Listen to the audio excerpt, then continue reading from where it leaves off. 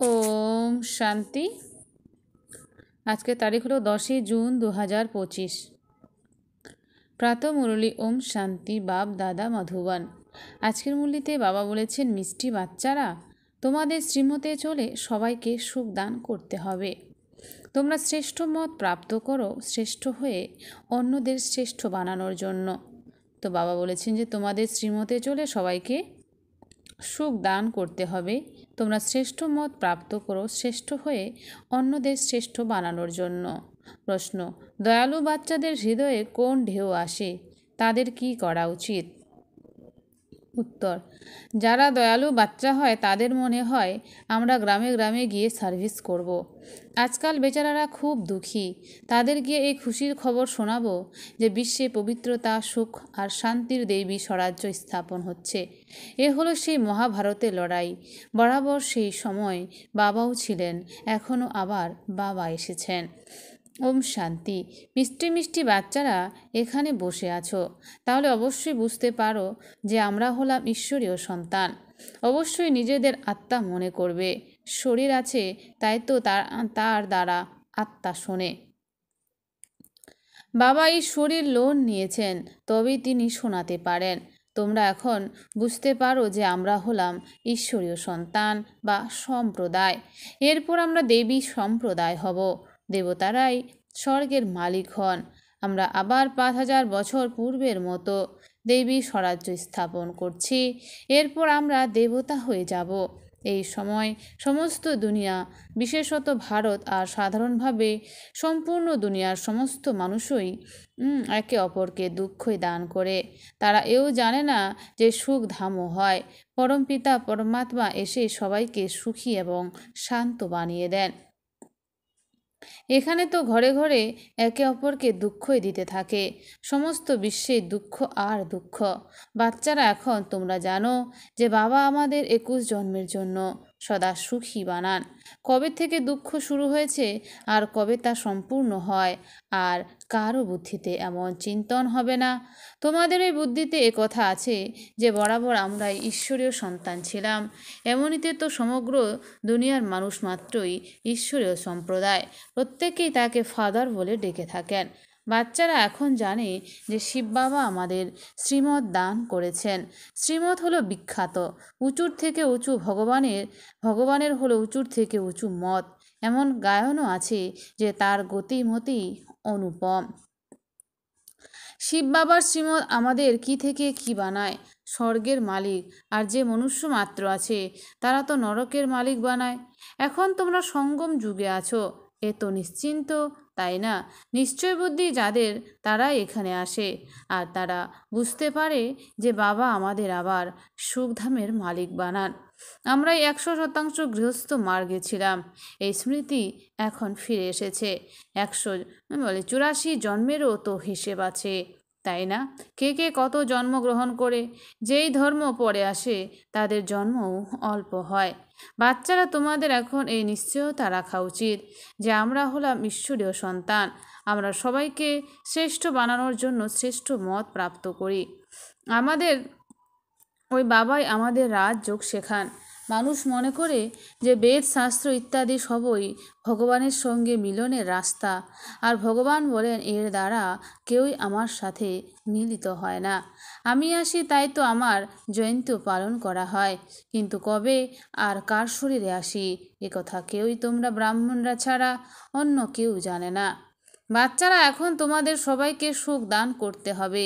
দুনিয়াতে সবাই একে অপরকে দুঃখ দিতে থাকে। তো বাবা বলছে এই দুঃখধামে এখন এই দুনিয়াতে সবাই একে অপরকে কিন্তু দুঃখ দিতে থাকে। ওরা কথা বুঝতেই পারে না যে বিকারে যাওয়াই হলো দুঃখ দেওয়া। তোমরা এখন জানো যে এ হলো মহান দুঃখ। কুমারী যারা পবিত্র ছিল তাদের অপবিত্র বানায়। নরকবাসী বানানোর জন্য কত সেরেমনি অনুষ্ঠান করে। এখানে তো এমন হাঙ্গামার কোনো ব্যাপারই নেই। তোমরা এখানে খুব শান্তির সঙ্গে বসে আছো। সবাই খুশি হয়, সম্পূর্ণ বিশ্বকে সদা সুখী বানায়। তোমাদের মান হলো শিব শক্তি রূপে। তোমাদের সামনে লক্ষ্মীনারায়ণের তো কিছুই মান নেই। শিব শক্তির নামই উজ্জ্বল হবে, কেননা বাবা যেভাবে সার্ভিস করেছেন, সবাইকে পবিত্র করে সদা সুখী করেছেন, তেমনি তোমরাও বাবার সাহায্যকারী। তাই তোমাদের মতো শক্তিরূপী ভারত মাতাদেরই মহিমা। এই লক্ষ্মীনারায়ণ তো রাজা রানী, আর প্রজারা সবাই স্বর্গবাসী। এ কি বড় কথা! যেমন ওরা স্বর্গবাসী, তেমনই এখানকার রাজা রানী সবাই নরকবাসী। এমন নরকবাসীদের স্বর্গবাসী তোমরাই বানাও। মানুষ তো কিছুই জানে না, সম্পূর্ণ তুচ্ছ বুদ্ধির। মানুষ কি না কি করতে থাকে, কত লড়াই ইত্যাদি করতে থাকে। প্রতিটি বিষয়ে দুঃখ আর দুঃখ। সত্যযুগে সব কিছুতেই সুখ আর সুখ। এখন সবাইকে সুখ দান করার জন্যই বাবা শ্রেষ্ঠ মত দান করেন। এমন গেয়েও থাকে শ্রীমদ্ ভগবান উবাচ, শ্রীমৎ মনুষ্য উবাচ নয়। সত্যযুগে দেবতাদের মত দানের প্রয়োজন হয় না। এখানে তোমরা শ্রীমৎ প্রাপ্ত করো। বাবার সঙ্গে তোমাদের মতো শিব শক্তিদেরও গায়ন আছে। এখন আবারও প্র্যাকটিক্যালে সেই পার্ট প্লে হচ্ছে। বাবা এখন বলেছেন, বাচ্চারা, তোমাদের মন, বাণী এবং কর্মে সবাইকে সুখ দান করতে হবে। সবাইকে সুখধামে রাস্তা বলে দিতে হবে। তোমাদের কাজই হলো এই। শরীর নির্বাহের কারণে পুরুষদের কাজও করতে হয়। বলা হয় সন্ধ্যার সময় দেবতারা পরিক্রমা করতে বের হন। এখন দেবতারা এখানে কোথা থেকে আসবেন? এই সময়কে শূদ্র বলা হয়। এই সময়ে সবাই অবসরও পায়। বাচ্চারা, তোমাদের চলতে ফিরতে উঠতে বসতে স্মরণ করতে হবে। ব্যাস, কোনো দেহধারী চাকরি ইত্যাদি করবে না। বাবার তো গায়ন আছে যে দ্রৌপদীর পদসেবা করেছিলেন। মানুষও এর অর্থ বুঝতে পারে না। এখানে স্থূল পদসেবার কোনো কথাই নেই। বাবার কাছে অনেক বৃদ্ধারাই আসেন, বুঝতে পারে যে ভক্তি করতে করতে পরিশ্রান্ত হয়ে গেছি, অর্ধেক কল্প তো অনেক ধাক্কা খেয়েছে, তাই না? তাই এই পদসেবার অক্ষর নিয়ে নিয়েছে। এখন শ্রীকৃষ্ণ কিভাবে পদসেবা করবেন? শোভা দেবে কি? তোমরা কি শ্রীকৃষ্ণকে পদসেবা করতে দেবে? হ্যাঁ, শ্রীকৃষ্ণকে দেখলে মানুষ ঝলমল করে ওঠে। তার মধ্যে তো অনেক চমৎকার থাকে। শ্রীকৃষ্ণ ছাড়া আর কারোর কথা বুদ্ধিতেই বসে না। তিনি সবথেকে তেজময়। বাচ্চারা, শ্রীকৃষ্ণ আবার মুরলি চালিয়েছিল, এই কথা ঠিক লাগে না। এখানে তোমরা কিভাবে শিব বাবার সাথে মিলিত হবে? বাচ্চারা, তোমাদের বলতে হয় যে শিব বাবাকে স্মরণ করে তারপর এনার কাছে এসো। বাচ্চারা, তোমাদের তো অন্তরে খুশি হওয়া উচিত যে শিব বাবা আমাদের 21 জন্মের জন্য সুখী বানান। এমন বাবার কাছে তো বলিদান যাওয়া উচিত। কোনো সুপুত্র যদি হয়, তখন বাবা তার প্রতি বলিদান যান। সে আবার প্রতিটি কামনা পূরণ করে। কেউ কেউ তো এমন বাচ্চাও হয় যারা বাবাকে খুনও করে দেয়। তো আজকের কলিযুগে তো এমন বাচ্চারা যে বাবাকেও খুন করে দেয়। এখানে তো তোমাদের মোস্ট বিলোভেড হতে হবে। কাউকে দুঃখ দেবে না। যারা দয়ালু বাচ্চা হয় তাদের মনে হয় যে আমরা গ্রামে গ্রামে গিয়ে সার্ভিস করি। আজকাল বেচারারা খুবই দুঃখী। তোমরা তাদের গিয়ে খুশির খবর শোনাও যে বিশ্বে পবিত্রতা, সুখ, শান্তির দেবী রাজ্য স্থাপন হচ্ছে। এ হলো সেই মহাভারতের লড়াই। বরাবর সেই সময় বাবাও ছিলেন, এখনও আবার বাবা এসেছেন। তোমরা জানো যে বাবা আমাদের পুরুষোত্তম বানাচ্ছেন। এ হলো পুরুষোত্তম সঙ্গম যুগ। বাচ্চারা, তোমরা জানো যে আমরা কিভাবে পুরুষোত্তম হই। তোমাদের জিজ্ঞেস করে যে তোমাদের উদ্দেশ্য কি? বলো, মানুষ থেকে দেবতায় রূপান্তরিত হওয়া। দেবতারা তো বিখ্যাত। বাবা বলেন, যারা দেবতাদের ভক্ত তাদের বোঝাও। তোমরাই প্রথম শিবের ভক্তি শুরু করেছিলে, তারপর দেবতাদের। তাই প্রথম শিব বাবার ভক্তদের বোঝাতে হবে। বলো, শিব বাবা বলেছেন আমাকে স্মরণ করো।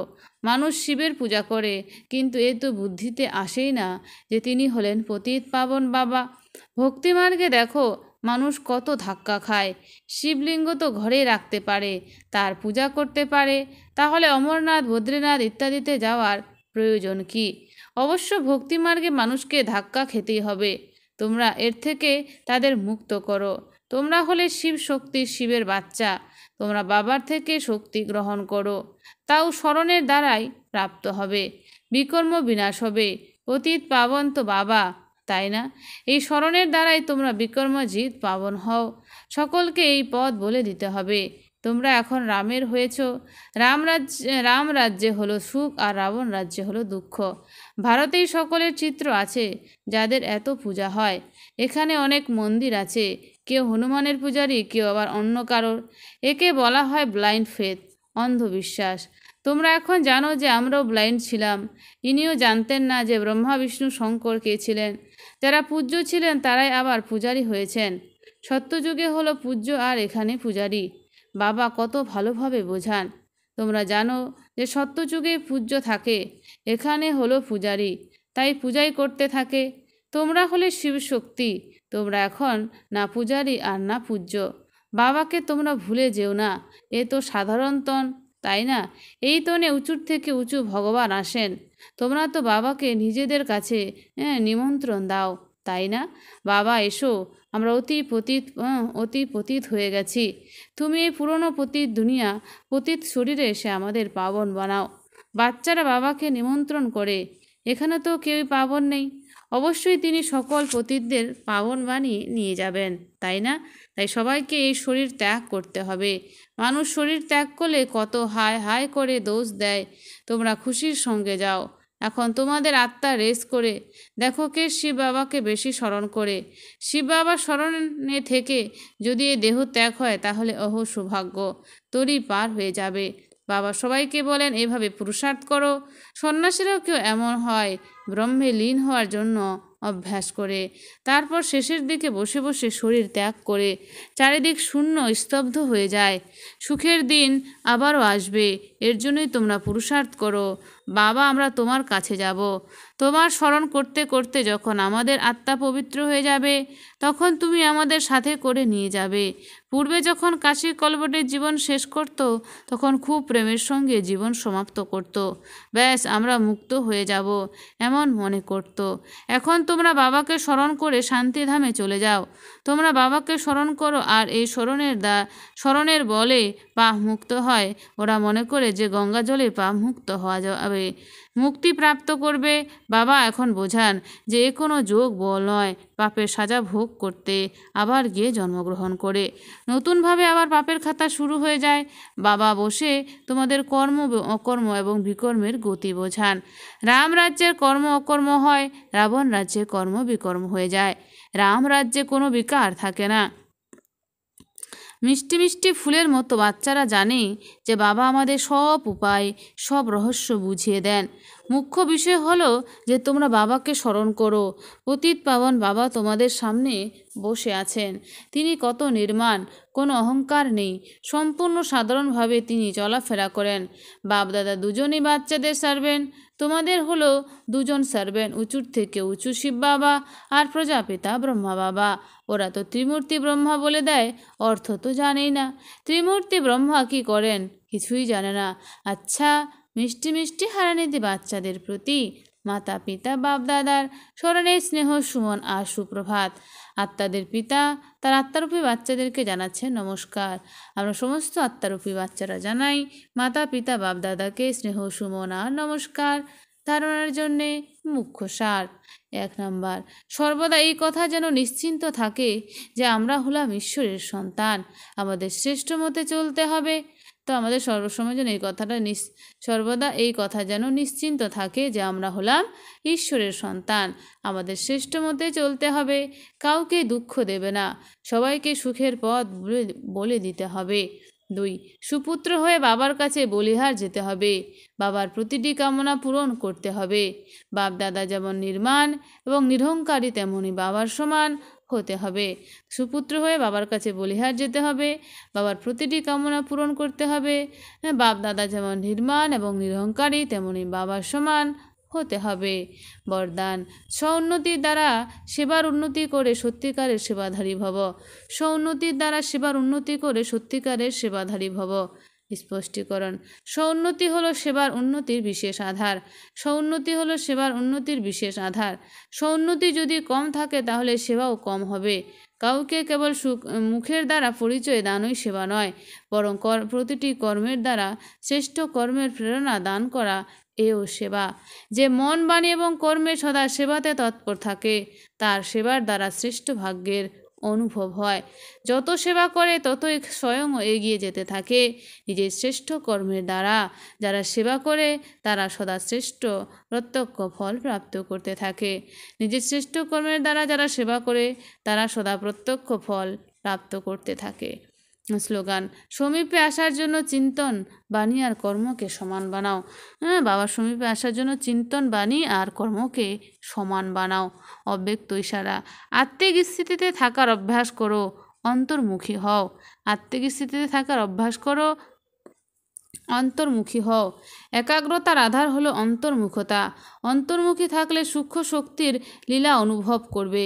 আত্মিক স্থিতিতে থেকে আত্মার আহ্বান করা, আত্মার সঙ্গে আত্মিক কথোপকথন করা, আত্মার সংস্কার স্বভাব পরিবর্তন করা, আত্মার কানেকশন বাবার সঙ্গে জুড়ে দেওয়া, এমন রুহানি লীলার অনুভব হবে। আচ্ছা, ওম শান্তি। ধন্যবাদ বাবা আজকের এই সুন্দর মিষ্টি মুরলির জন্য।